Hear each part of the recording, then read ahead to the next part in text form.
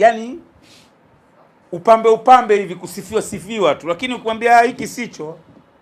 Challenge hiyo mimi nikuta sana. Siku moja nitaandikia kitabu. Mimi nimepata misukosuko nyingi kwenye mpira. Ni watoto. Allahu akbar. Mpaka nimechoropokea kwenye udiwani. Mimi kwenye mpira wa Tanzania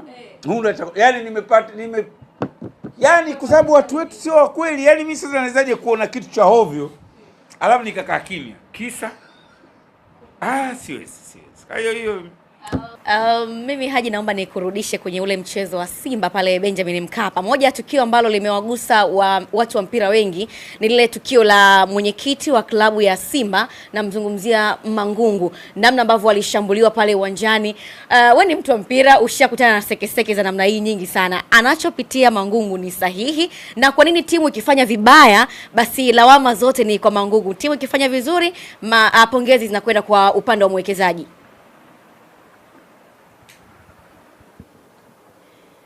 Baada kunigombanisha. Mtazamo wangu ni sahihi anachokipitia bwana Mangungu?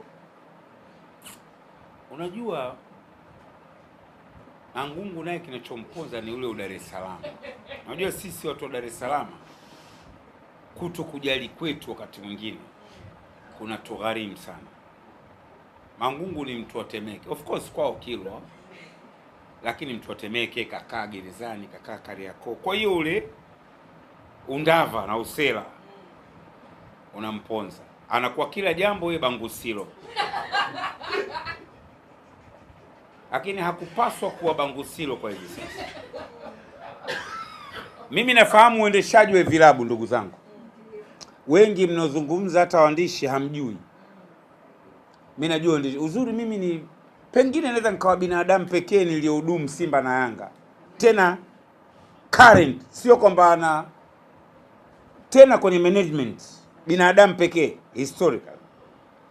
Kwa hiyo navijua vilabu hivi kama nimevizamie.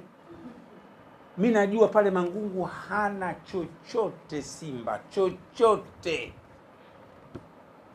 Yani nina hakika mchezaji gani Simba kasajiliwa mpya?